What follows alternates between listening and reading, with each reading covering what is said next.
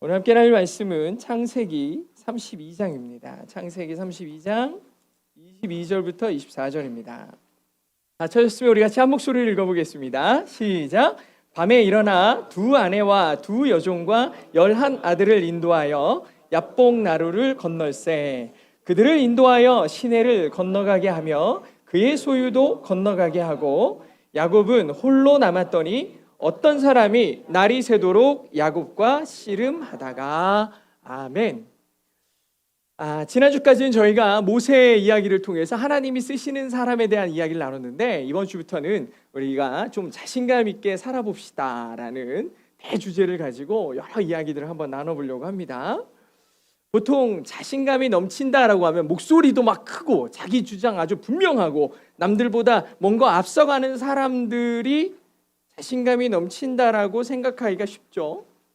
근데 그런 사람들을 잘 연구해 보니까 진짜 자신감이 넘치는 사람도 있지만, 어떤 사람은 자기의 열등감을 덮기 위해 더 큰 목소리를 내기도 하고 남들보다 더 뛰어난 것처럼 행동하기도 한다는 거예요.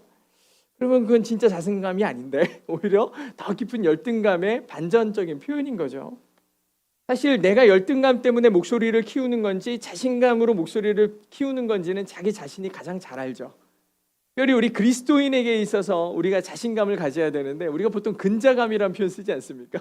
근거 있는 거냐 근거 없는 거냐에 따라서 근자감이 결정이 되는데, 도대체 그리스도인에게 있어서 자신감의 근간은 무엇이어야 하는가를 생각해 보려고 합니다. 오늘은 사랑을 모르는 사람은 이라는 제목의 말씀의 제목으로 함께 은혜를 나누려고 합니다. 사랑을 모르는 사람. 5월은 보통 가정의 달이라고 합니다. 어린이날부터 시작해가지고 어린이날, 자녀를 위해, 부모를 위해, 선생님을 위해, 또 부부의 날도 있더라고요. 몰랐는데 부부의 날도 있고 무슨 로즈데이도 있고 금연의 날도 있어요. 담배하고는 헤어져야 되겠군요. 나머지는 다 회복하는 건데 걔랑은 끊어져야 되니까. 아무튼 5월에 여러 날들이 있습니다. 여러 날들이 가득한데, 기본적으로 날들의 특징을 보면 사랑을 표현하라고 정해놓은 날이에요. 여러분, 사랑을 이날 좀 표현해 주세요, 이런 표현입니다. 근데 이런 얘기를 들으면 우리나라 정서의 그 아버지들의 정서는 보통 그렇죠. 사랑을 꼭 표현해야 알아? 이럽니다. 사랑을 표현해야 하는가? 저를 비롯해서 많은 사람들이 사랑을 굳이 표현해야 되느냐, 사랑을 표현하지 않으면 모를 확률이 거의 99%입니다. 모른다는 거예요. 사랑을 받는 사람이 사랑을 받고 있다고 느낄 수 있도록 사랑한다고 표현해라. 표현하십시오. 사랑을 아는 사람과 모르는 사람에게는 엄청 큰 차이가 있어요. 세상에서도 사랑을 아는 사람과 모르는 사람의 차이가 분명히 생기겠지만, 저는 오늘 여러분들과 하나님의 사랑에 대해서 말씀을 드리려고 그러는데, 그리스도인이 하나님의 사랑을 알기 전과 알고 난 후는 완전히 달라요. 완전히 다릅니다. 오늘은 먼저 하나님의 사랑을 모를 때 어떤 삶을 살게 되는지 야곱의 삶을 통해서 좀 살펴보려고 합니다. 야곱은 항상 쫓기는 삶을 살았습니다. 어머니의 사랑을 분명히 받았지만 이건 완전 편애였죠. 완전 편애였습니다. 사랑은 균형이 필요한데 야곱이 받은 사랑은 아주 치우쳐져 있었어요. 그러더니 결국 아버지를 속이는데 어머니와 작당을 해가지고 아버지를 속이죠. 그리고 형이 어쩌면 받았을지도 모르는 장자의 축복을 동생이 훔칩니다. 그리고 형을 피해 도망가서 두려움 속에 삽니다. 두려워하며 살아요. 이제 자기를 그렇게나 사랑해준 엄마도 만날 수 없게 돼버렸어요.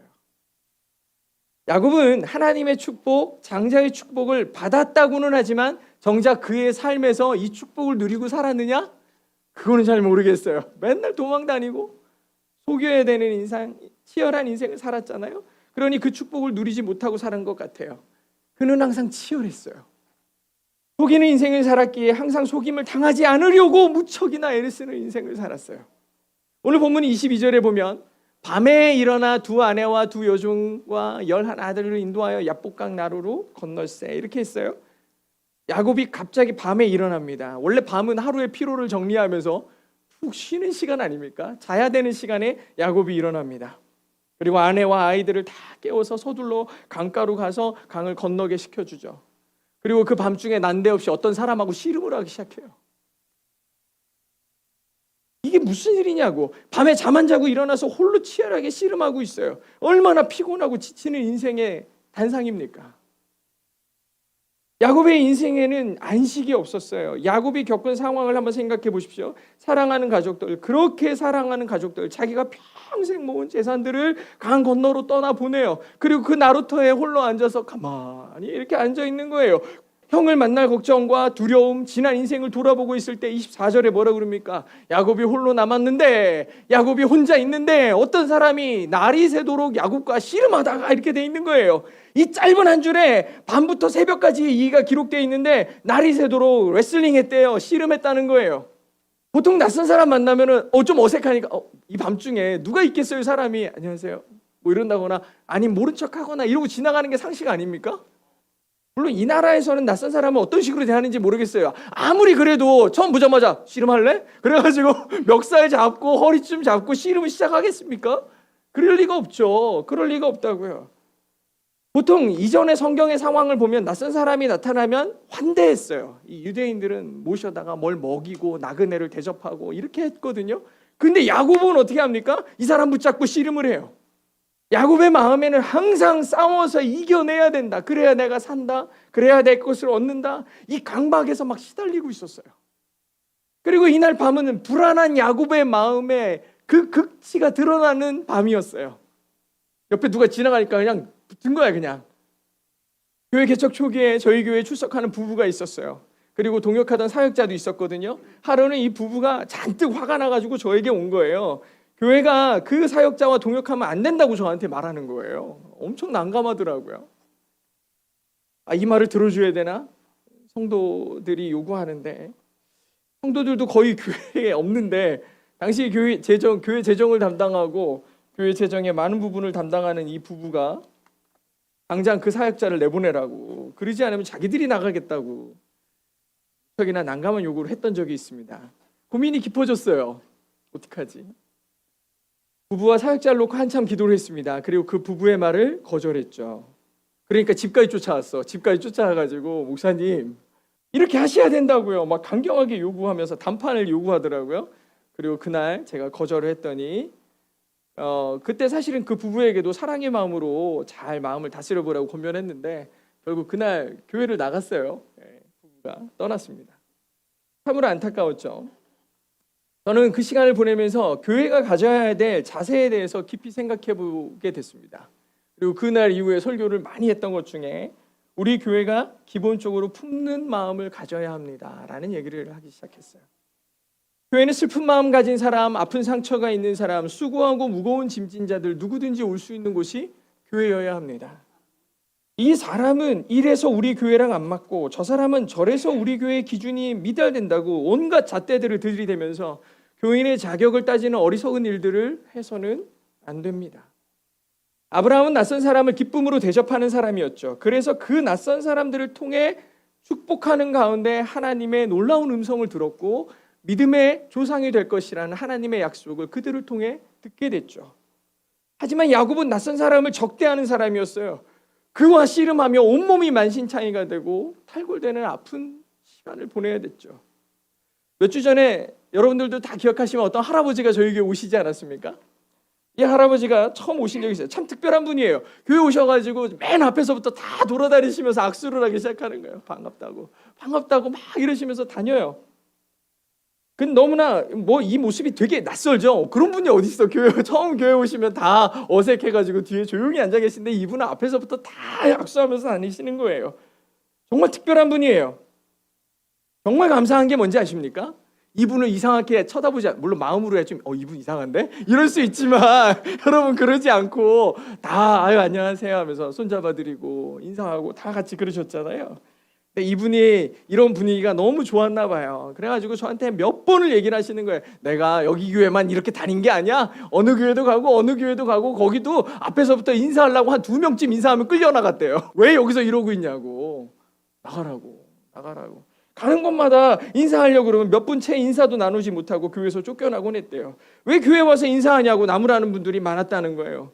나는 그게 너무 좋아서 그러는데 사람들은 그게 싫은가 보다고 그렇게 얘기하시더라고요. 물론 세상이 혼탁하고 이단의 악한 계략이 판치는 시대니까 경계하고 조심할 만하긴 하죠. 이상한 분 아니야? 이상한 사람 아니야? 하지만 교회가 가져야 될 기본적인 자세는 아브라함과 같은 환대에 있어요. 근데 교회가 두려움 때문에 환대하기를 주저하죠. 실제로 저희 교회 개척 초기에는요, 이단 신천지 사람들이요, 저희 교회 주일 예배에도 와서 앉아 있었어요. 주일 예배 다 알아. 우리 성도들 딱 보면 알아. 이래요. 다. 그런데 너무 충격적인 게 뭔지 아십니까? 그 사람들에게 다가가요. 우리 교인들이 다 가서 밥 먹고 가라고 그러고, 차 한잔 하고 가라고 그러고. 걔네들이 더 무서워해요. 그래서 정보를 적고 자기들 할 일 다 하고 나니까 아멘도 안 하고 눈도 안 마주치고 그냥 계속 뭐 이렇게 뭐 쓰고 있고 막 이러더니 예배 끝나자마자 후다닥 도망가 버렸어요. 교인들은 다 가가지고 인사하고 반갑다고 그러고 막 이러는데 자기들은 그러고 가버리더라고요. 너무나 감사한 것은 우리 성도들이 그들에게 다가가서 환대했다라는 거예요. 근데 그 사람들이 함께하기를 완강히 거절하고 그냥 교회를 떠나버린 거죠. 근데 지금 오면 어떨까 싶은데 지금 와도 똑같을 것 같아. 기본적으로 우리 성도들이 그렇게 할 수 있는 자신감이 있는 것 같아요. 반대로 야곱은 낯선 사람을 보고 씨름할 수밖에 없었던 것은 두려움에 사로잡혀 있었어요.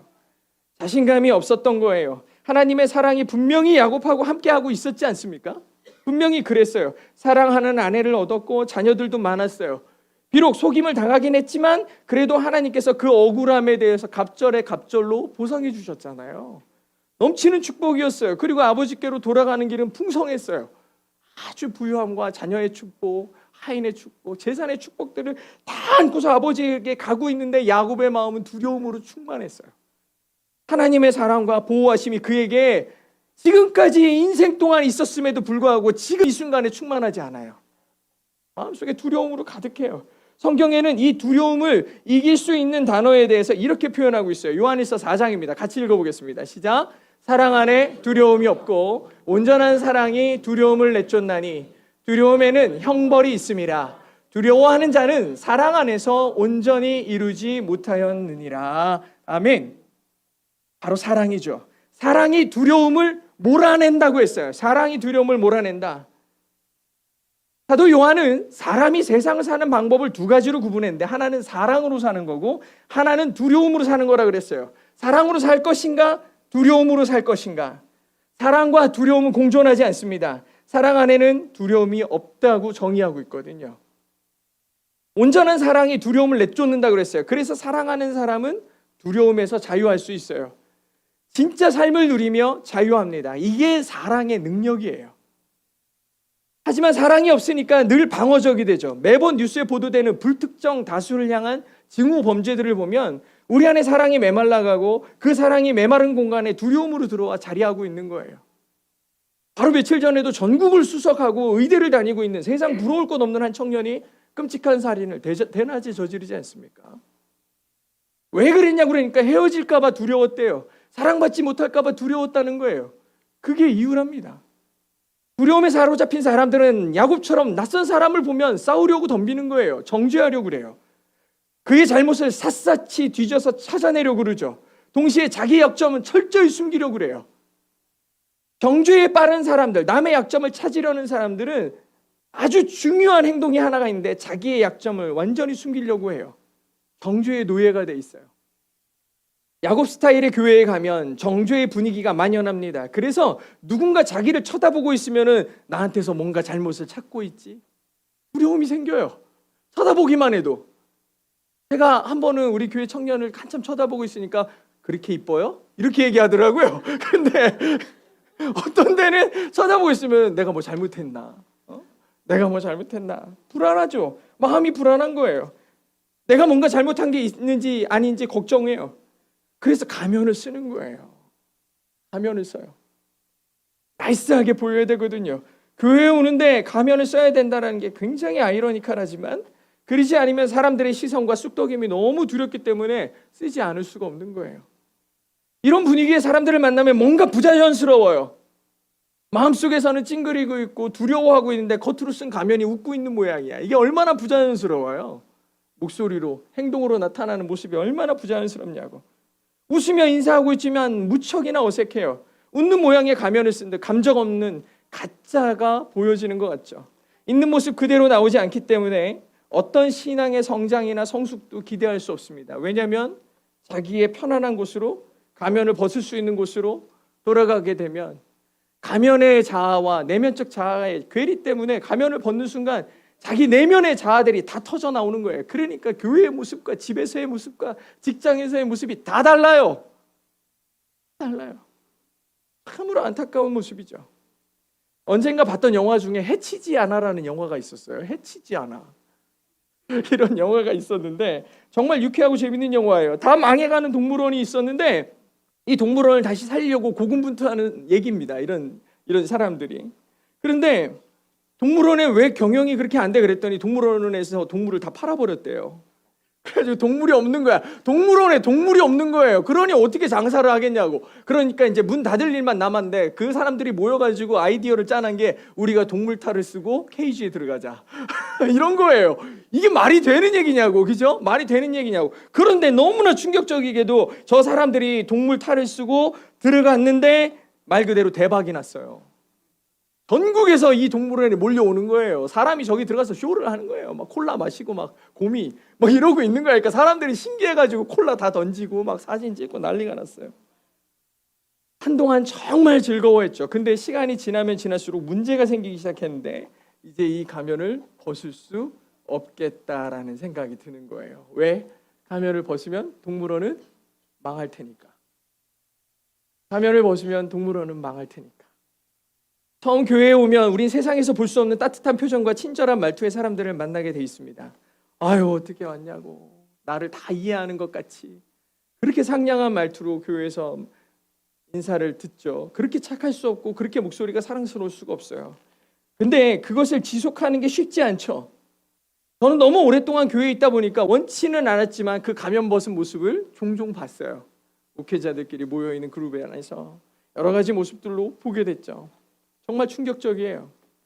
그래서 저는 저희 성도들한테 애초에 가면을 쓰지 말라고 늘 말씀을 드립니다.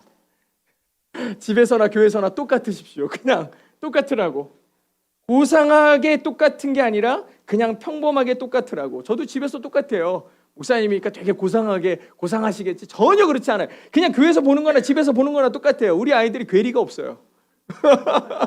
그러니까 집에서 대하듯 아빠를 교회에서 대할 때 제가 가끔 그러면 안 돼 목사님한테 이렇게 얘기할 때가 있을 정도예요.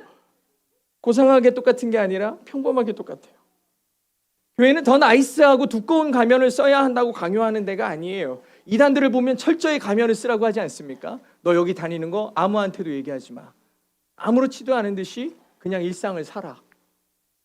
끊임없이 아무 일도 없었던 것처럼 살라고 얘기해. 이게 말이 안 되는 거잖아요. 오히려 교회에 처음 올 때 가면을 쓰고 있었더라도 점점 그 가면을 벗어 던질 수 있는 곳이 교회여야 돼요. 더 그럴듯한 가면을 쓴 상태를 가지고 믿음이 성장했군요 라고 얘기해서는 안 된다고요. 제가 저희 교회 성도들에게 참 감사한 것은 교회 있기를 참 좋아해요. 지난주에도 밤늦게 가더라고요. 다. 왜 그럴까? 보통 교회 오면 다들 피곤해요. 집에 가면 피곤해. 피곤해. 오늘 힘들어 죽을 뻔했네. 다 이러고서 다 쓰러지잖아요. 가면 쓰고 있으니 얼마나 피곤하겠어요. 얼마나 힘들겠냐고요. 근데 저희 성도들은 교회에 있는 걸 좋아한다니까요. 가면을 안 쓰고 있다는 거야. 예배와 교제를 통해 위로와 안식을 누린다고 해요. 왜 그런가 생각해보니 애초에 가면을 쓰지 않으니 피곤하지 않을 수 있다는 거죠. 여기서 착각하지 말아야 될 것은 가면을 쓰지 않는다는 게 무례함을 의미하는 건 절대 아닙니다. 가식과 진심을 구분할 줄 알아야 되고 무례함과 솔직함을 구분할 줄 알아야 돼요. 가면을 벗는다는 것은 자기의 부족함을 자기가 먼저 인정한다는 뜻이에요. 나의 연약함을 솔직하게 인정하는 거예요. 있는 모습 그대로 하나님 앞에, 형제와 자매들 앞에 설 때 하나님의 은혜와 위로를 경험할 수 있는 겁니다. 마태복음 9장에 보면 9장 12절에 보니까 예수께서 들으시고 이르시되 건강한 자에게는 의사가 쓸데가 없다. 병든 자에게라야 쓸데가 있다라고 얘기하시는 거예요. 기본적으로 우리는 병자라는 걸 인정해야 돼요. 저는 맨날 괜찮아요. 다 그랬어요. 다 괜찮다 그랬어. 어디 가서나. 그러니까 병원에 가서도 아파서 갔잖아요. 그런데 어디가 아파서 오셨어요? 괜찮아요. 아내가 하도 가라 그래가지고 어쩔 수 없이 왔어요. 이러고 있어. 괜찮대요. 병든 건 이게 병든 거야. 이게 진짜 병든 거야. 괜찮대. 어디 아프세요? 별로 안 아파요. 안 아픈데 주사 놔준다고. 괜찮아요. 안 맞아도 돼요. 막 이래요. 병원에 가서도 솔직하지 않으면 어떻게 병을 고칠 수 있냐고. 우리가 예수님께 나오면서 죄를 고백하지 않으면 예수님의 십자가가 나에게 무슨 의미냐고. 아무 의미가 없다는 거죠. 완전히 병든 자로 철저한 죄인으로 주님 앞에 나올 때에야 우리는 진정한 자유와 치유함을 얻을 수 있어요. 그래서 우리는 가면을 완전히 벗어야 돼요. 완전히 벗어야 됩니다. 하나님 앞에 가면을 벗는 건 두려움이 아니에요. 내가 이걸 벗는 순간 하나님 앞에 나의 추함이, 나의 연약함이 드러나겠지. 아니, 그러라니까요. 하나님 앞에 나오는 거는 나이스한 거짓된 모습이 아니라 진짜 솔직함으로 주님 앞에 나아가는 거예요. 하나님. 그리고 그렇게 나아갈 수 있는 자신감의 근거는 뭐냐? 하나님이 나의 존재를 인정해 주신다는 거에 기반이 있어요. 하나님이 나를 만드셨지. 하나님이 나를 사랑하시지. 이 완전한 신뢰가 내가 하나님 앞에 온전히 나갈 수 있는 이유가 되는 거예요. 이것이 하나님의 사랑을 확신하는 사람의 자세입니다. 아이들이 어렸을 때 놀이터에 데리고 나가보면 두 부류의 아이들이 있어요. 한 부류는요, 정말 자유롭게 엄마가 보든 안 보든 지가 하고 싶은 거 하느라고 막 뛰어다니는 애들이 있어. 천방지축이야.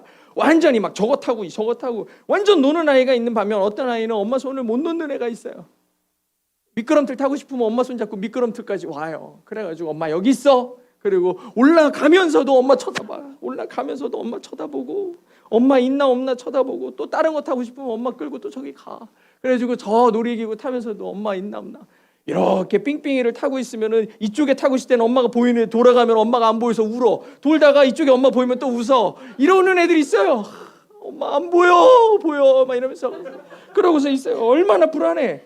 잠깐이라도 엄마 안 보이면 불안해가지고 막 우는 애들이 있어요. 근데 너무나 놀랍게도 많은 그리스도인들이 이렇게 불안해하는 아이들과 너무 닮아 있어요. 잠시라도 자기의 마음에 하나님에 대한 확신이 사라지는 것 같으면 막 불안해서 못 참는 사람들이 있어요. 하나님이 내 기도를 안 들어주시는 건지 들어주시는 건지 막 불안해가지고 어쩔 줄 몰라요. 심지어 자기가 구원받지 못할까 봐 두려워하는 사람들도 엄청 많아요.